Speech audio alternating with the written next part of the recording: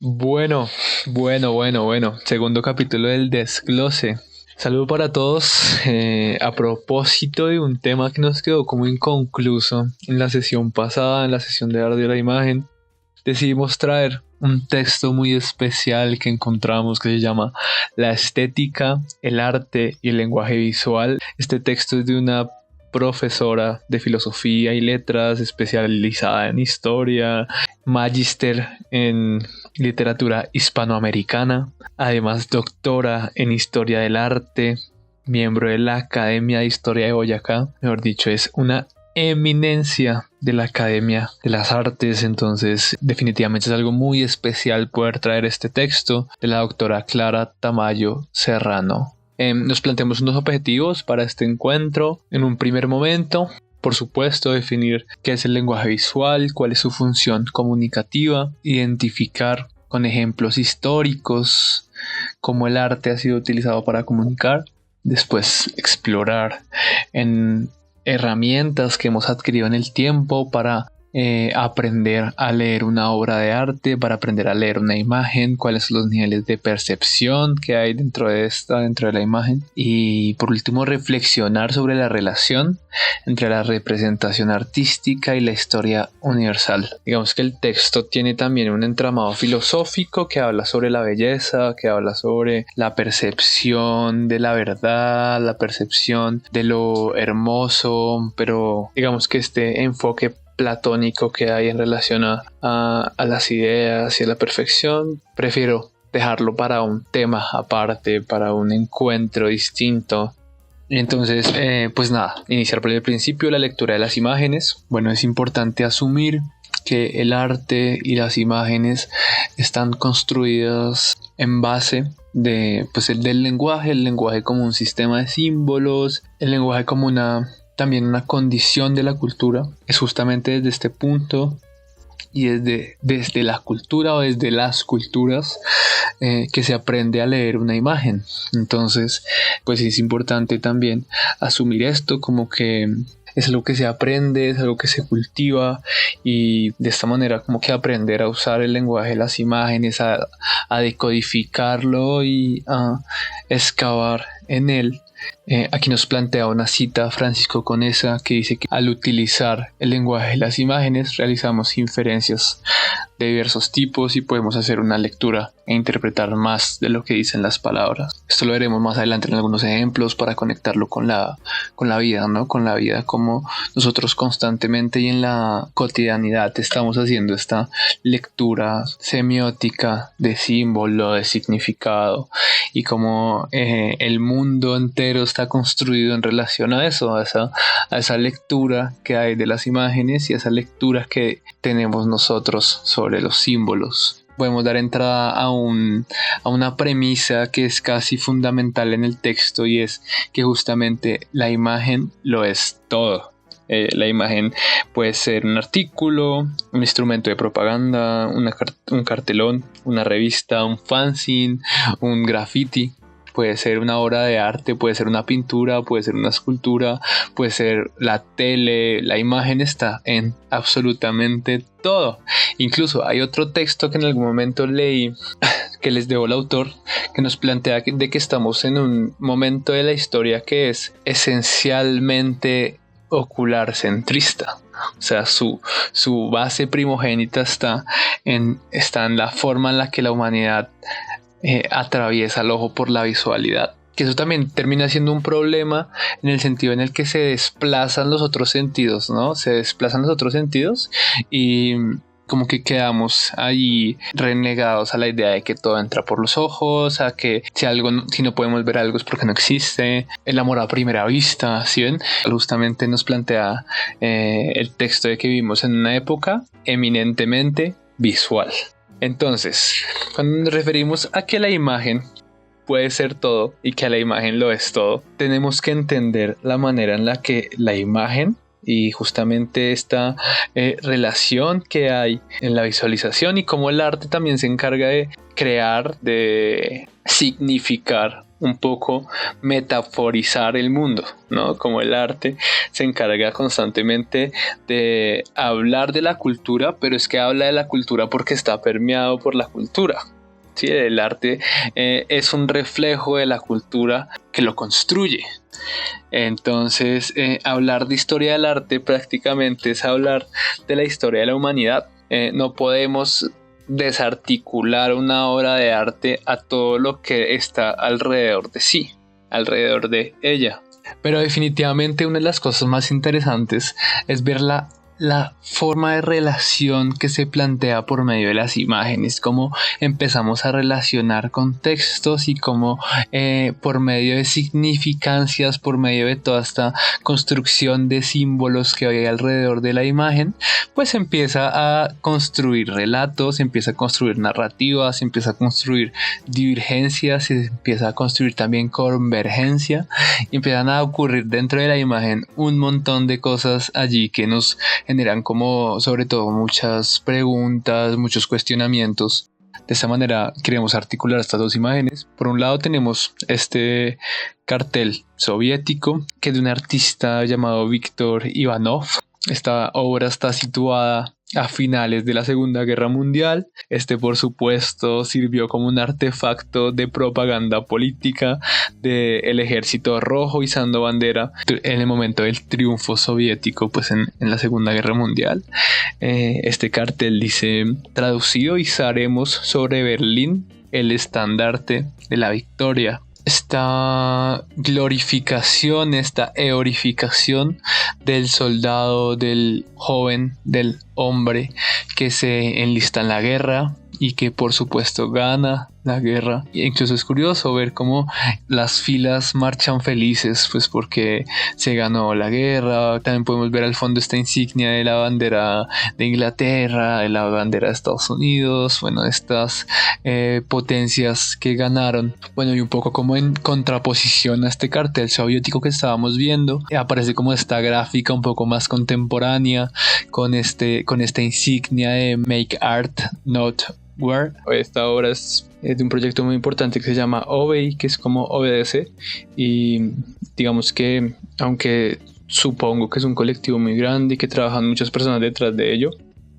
se le sitúa la autoría a un artista llamado Shepard Fairey. Las artes no guerra es como también un desentrañamiento filosófico de una generación que también muestra un malestar social pues debido a un montón de cambios culturales, que simplemente ya no acepta la guerra y claro, sitúa como esta protesta, este encuentro también como en un faro de atención.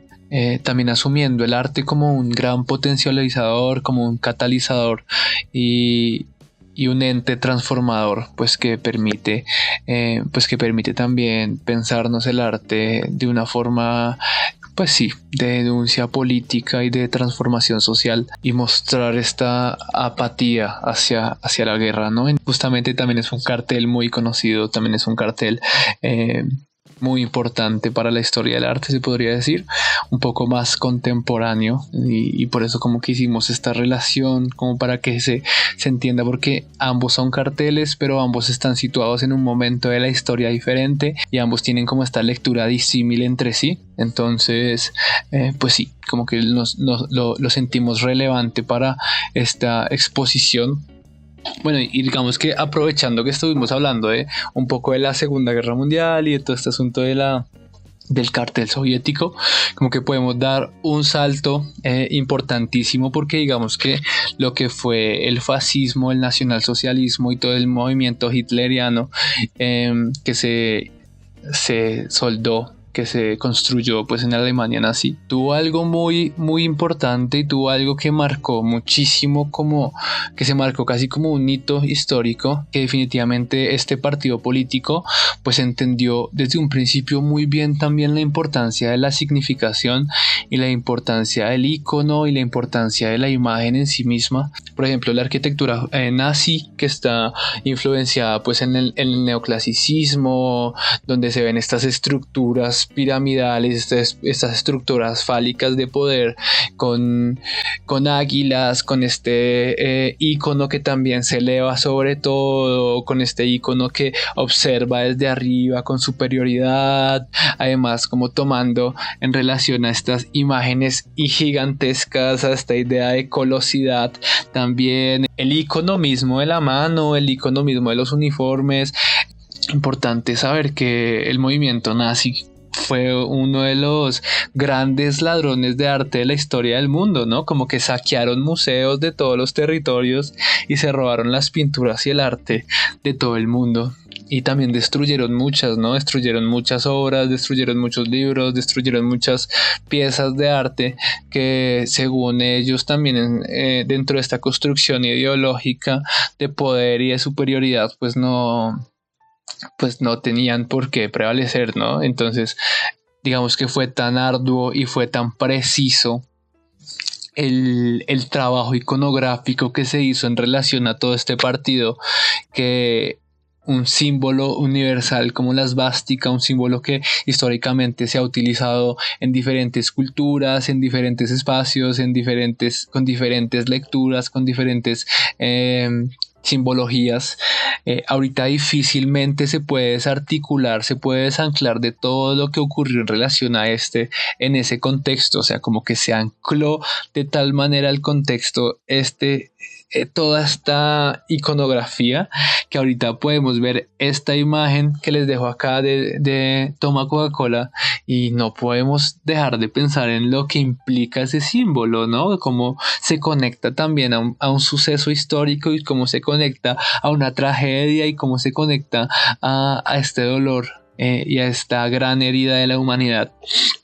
Y pues también eso como que lo traemos a cotación un poco para entender que cómo se articulan estos contextos y cómo se articula también la representación y cómo se articula la imagen a un momento de la historia, ¿no? Entonces podemos dar diferentes ejemplos de imagen y cómo la imagen está constantemente transformándose y cómo constantemente la imagen está dialogando también con el espectador y con el mundo y en sí misma, y está ahí conversando y mostrando, pero también callando y censurando.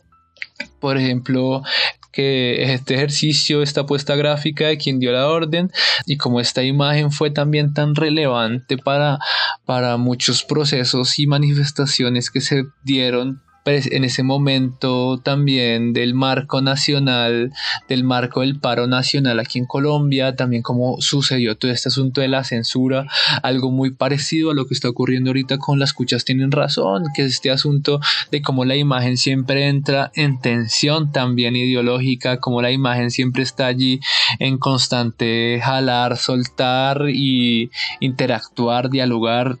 Es bien interesante.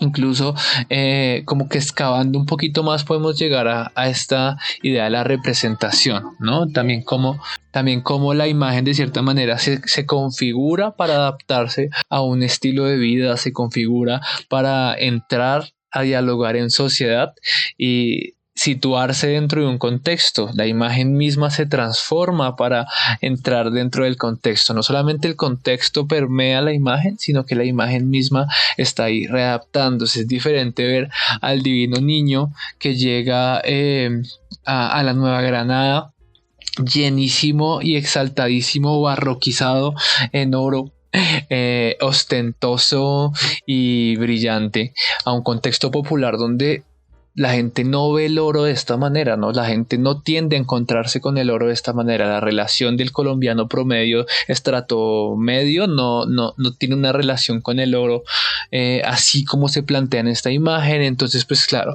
hay una readaptación por parte de Gráficas Molinari, y miren, un divino niño un poco más cercano, un poco más humilde, un poco más con su vestido tradicional rosado, que es profundamente icónico aquí en la cultura latinoamericana. Incluso podemos seguir pensando en cómo esto se readapta y cómo esto, por ejemplo, ya llega a un entorno más kitsch, a un entorno más popular aún, donde digamos podemos pensar esta imagen del divino niño desde las bucetas, desde la configuración que hay por ahí, algunas imágenes del Divino Niño con la camisa de Millonarios, por ejemplo. O sea, siempre está allí configurándose y transformando también la imagen para entrar dentro de un contexto y para hacerse parte de ¿no? Para dialogar con el entorno. Incluso aquí como que un poquito más abajo también me pongo a pensar en lo icónico y en cómo lo icónico representa, ¿no? Cómo lo icónico permea también la noción de el individuo sobre la sociedad. Como una imagen configura también una sociedad.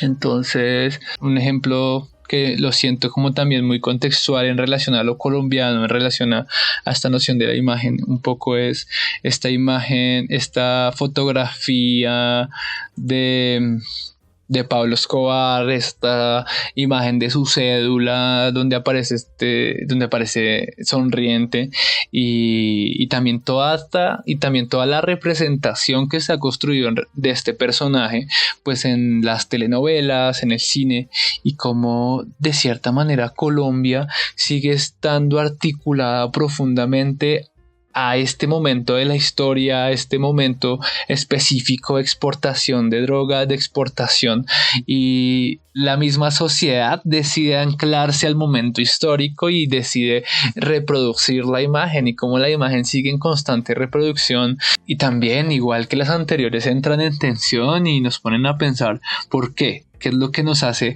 a nosotros referenciar lo icónico? ¿Qué es lo que nos hace a nosotros anclarnos a lo iconográfico? ¿No? Porque articular nuestra identidad con una persona, porque articular nuestra identidad con un momento como este, por ejemplo, me genera sobre todo muchas preguntas y pues siempre me encuentro estas cédulas por ahí pegadas en las motos de las personas o en camisetas de gringos que vienen acá con un turismo ahí exotizante de droga y prostitución.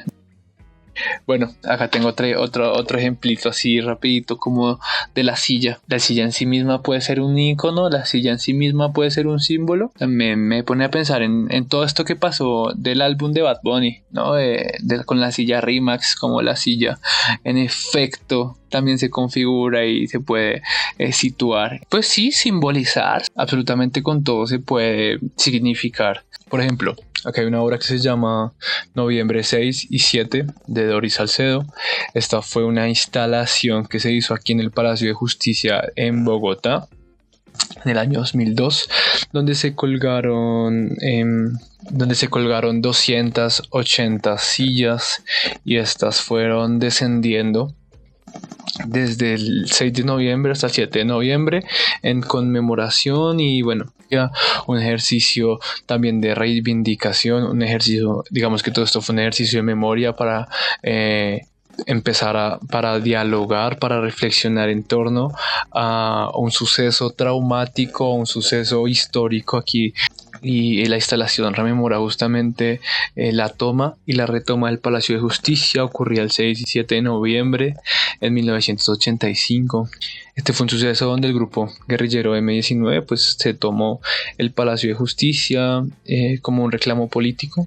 Digamos que este evento forma parte de un largo periodo de violencia política que ocurrió aquí en Colombia, y pues Doris Salcedo recupera esta historia también como para criticar el olvido social, digamos esta idea de la silla vacía, de la silla de ese alguien que ya no está. Sí, es interesante también pensar cómo la silla se convierte entonces en un símbolo para hablar de temas más profundos, de temas más complejos, de identidad, de memoria, de conflicto. Digamos que con relación a esto pasamos a esta siguiente diapositiva que nos pregunta si es posible entonces leer la imagen. ¿Se puede leer una imagen? Digamos que con estos ejemplos que estuvimos conversando durante la sesión, pues llegamos a la conclusión de que en efecto se pueden leer las imágenes. Y digamos que hay un tipo que se llama Hans Gombrich, que nos plantea que la forma correcta de leer la imagen se rige por tres variables, que es el código, el texto y el contexto. De esa manera, aunque la imagen es universal, pues tiene que haber un código que familiarice, un código que facilite la interpretación, tiene que haber una cercanía un poco con la imagen, por lo menos una pequeña relación. Por otro lado, pues aparece el texto, que es el relato. Refiere como al contenido en sí de la obra, y pues el contexto, que es la historia, el entorno y las características que complementan pues el lenguaje. El lenguaje pues que se da a través de las imágenes. Este es como el planteamiento que nos trae la autora en relación a leer una imagen. Sin embargo, digamos que aparece más bien un complemento de un teórico que me habló un profe justamente este semestre.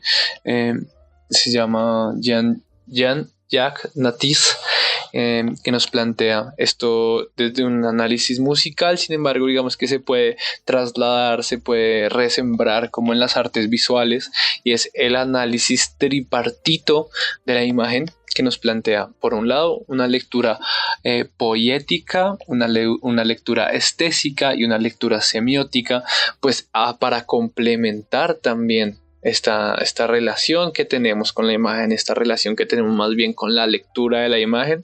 Esto fue un tema que hablamos en la sesión anterior y que dije y prometí que iba a hacer como un capítulo hablando de esto. Justamente todo el capítulo se ha tratado de la lectura de la imagen, y es por eso porque este análisis tripartito también plantea un antes de la imagen, una imagen presente, una imagen que se relaciona, y una imagen que también está permeada por la cultura, una imagen que está permeada por el contexto, que es justamente todo lo que veníamos hablando. Entonces la poética vendría siendo como todo lo que ocurre antes de la concepción de la obra, se refiere a la creación del objeto en sí mismo, las intenciones del creador, aspiraciones, inspiraciones y esquemas mentales también. En esto vendría estando como también la lectura superficial, qué es lo que vemos, qué colores se utiliza, qué técnicas, todo eso como que se ve a simple vista, como que el primer encuentro con la obra, esta relación, este primer momento con la obra de arte. Después vendría un espacio estético, que es donde ocurre, qué es lo que ocurre después de que la obra existe, cómo se entiende, qué siente el espectador, y esta se centra como digamos que esta lectura, este momento de la relación se centra un poco más como en la interpretación del espectador, ¿no? Entonces también la obra está construida, pero la obra en sí se vuelve obra de arte cuando consigue relacionarse con un espectador. Entonces es esencial también pensar en esta interacción con el espectador, en esta interpretación. A veces hay artistas que dejan esto muy implícito, artistas que lo dejan muy explícito, artistas que les gusta explicar su obra y dejar todo estipulado. Otros artistas que dejan el jugueteo también de interpretación que pueda surgir en relación a qué ocurre también, el análisis de la obra. Uno en estos momentos, digamos que cuando uno crea una imagen, cuando uno hace una obra de arte, esta interpretación y esto que ocurre también como con los espectadores es súper interesante y es súper valioso de escuchar, porque es desde esa interpretación que surgen un montón de cosas que quizá el artista en sí mismo y en su ensimismamiento pues no consigue contemplar, no consigue dimensionar. Y por último, en un tercer momento plantean un análisis semiótico, un análisis simbólico, que es justamente como esta organización interna dentro de la obra de arte, que es como el sistema de símbolos y cómo está construida la obra, cuál es el lugar de enunciación, qué implicaciones tiene el contexto en la creación de ella. Entonces también ahí, en ese momento ya uno empieza a ver un poquito más a detalle, como que ya es más escarbar la obra, empezar a arqueologizarla, empezar a observar qué es lo que simbólicamente se esconde detrás del velo, ¿no? Levantar el velo de la obra de arte y empezar a conectar y analizar también este esta relación contextual, esta relación cultural de la que veníamos hablando anteriormente, ¿no? La importancia de la cultura alrededor de la obra de arte. La obra de arte no puede ser en sí misma sin todo lo que la rodea, sin los sucesos históricos que están alrededor de la obra de arte. No es lo mismo pensarse una obra de arte que está antes de la guerra, durante la guerra o después de la guerra, ¿cierto? En este caso, aquí hay un ejemplo de una obra de arte. Bueno, esta obra se llama La erupción del Monte Vesubio, de Jacques Vallée, de 1977. Digamos que este análisis se puede encontrar en la página de Google Arts. Uno puede analizar, bueno, digamos que hay un análisis ya planteado desde la página que nos pone a reestructurar la imagen, nos pone a analizar la imagen. Entonces nos plantea un primer momento, analizar que obviamente esto está situado en un contexto que se puede ver ciudadanos de Nápoles del siglo XVIII y que huyen del flujo de la lava, ¿no? Como corre la gente, como huye de la erupción volcánica. Esto según nos plantea un autor, un filósofo que nos habla de lo bello y lo sublime, que es Kant. Pues esto vendría siendo algo sublime, ¿no? Algo que nos traspasa, que nos desborda, que no es bello en sí mismo, sino que es algo que la naturaleza nos presenta y que viene de la mano de lo aterrador, de lo incontenible, pero pues también de aquello que nos sobrepasa, de aquello que se impone ante nosotros y pues que nos maravilla también por su colosidad. Se ve pues obviamente la erupción del Vesubio de 1971, que es pues algo supremamente impresionista y pues sorprendente, ¿no? Pues sí, la tragedia de la pintura. Por otro lado, esta idea de calma, también el río fundido, el río que baja, el río que pues obviamente para los artistas románticos significaba pues que sea el fin de una sociedad, ¿no? El fin de un territorio. Acá también pasa algo y es que hay un hombre que sostiene una imagen en el volcán, en la erupción. Se dice que probablemente es la imagen de San Jacinto, protector de Nápoles. En este momento es que uno empieza a darse cuenta de que se requiere entonces un análisis contextual, porque si nosotros no sabemos que esto es Nápoles, si nosotros no sabemos que hay un santo en específico que es el protector de Nápoles, pues no tendríamos este código, este chip visual que nos cuenta el qué puede estar presentando este personaje, el que puede estar mostrando en la imagen, ¿no? Casi que queda en la interpretación. Igualmente este análisis, aunque es hecho por expertos, pues seguramente también es hecho desde la interpretación. No se puede asegurar 100% que el cuadro que estaba mostrando el personaje de la obra, el volcán, fuera aunque se rastrea históricamente y se puede situar, pues igualmente también hay un asunto ahí de interpretación innegable. También nos plantea que hay dos mitades, una que representan los ánimos contrastantes de la naturaleza, una bahía serena y tranquila, y pues en contraposición a todo el caos, a todo este caos naranja de la erupción de el volcán, ¿cierto? Más o menos así uno podría pensarse como este análisis semiótico, ¿no? Este análisis que excava, este análisis que empieza a analizar la obra de arte para encontrar en ella un montón de significancias y de mensajes que están allí, que se guardan allí. Es importantísimo, pues sí, como este ejercicio. Y bueno, ya estamos culminando esta sesión. Para ello pues llegamos a esta diapositiva pensando de que el lenguaje es crucial. Definitivamente es crucial para la experiencia humana. También aprender a leer la imagen como un proceso como un posibilitador y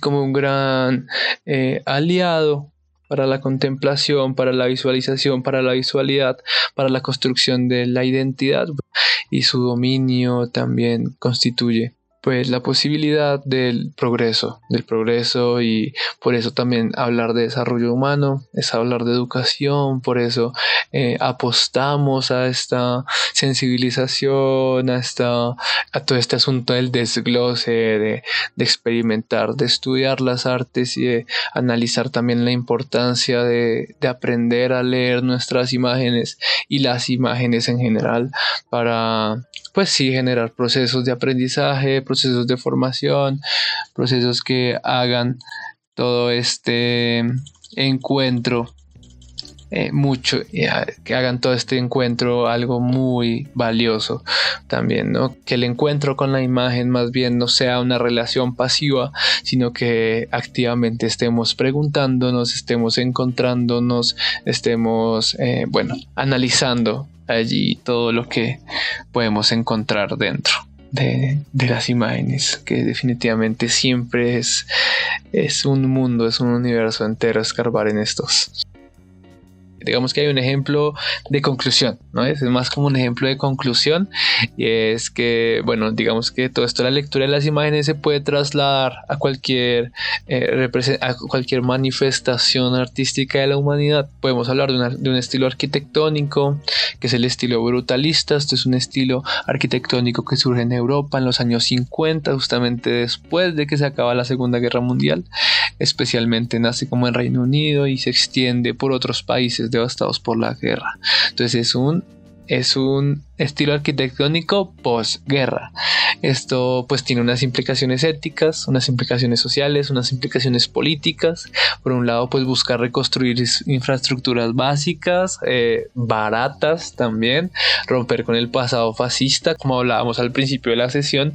Digamos que toda esta estética nazi apostaba también por la idea de lo neoclásico, pues como que esto también contraponerse, buscar un estilo nuevo, un poco más abrupto, ofrecer también unas soluciones funcionales, económicas, también una materialidad que se pensaba también en un momento de guerra, ¿no? Como una estructura de concreto que pudiera resistir de pronto un suceso bélico. Comprender que este análisis y esta lectura semiótica se puede trasladar a cualquier te puede trasladar a cualquier lugar, y que es valiosísimo hacer como estos encuentros, estos análisis. Definitivamente la obra de arte entonces es un testimonio de la cultura. Digamos que para culminar toda esta sesión, para culminar todo el tema, es importante y queremos resaltar esta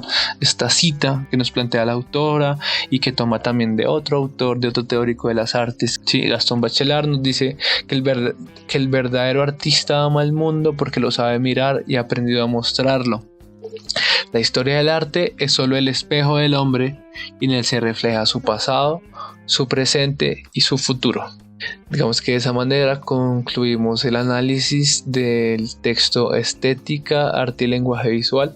Espero que les haya gustado, espero que hayan encontrado varias estas interpretaciones que conseguimos hacer del texto. Para nosotros es muy rico poder estar haciendo estos encuentros con ustedes.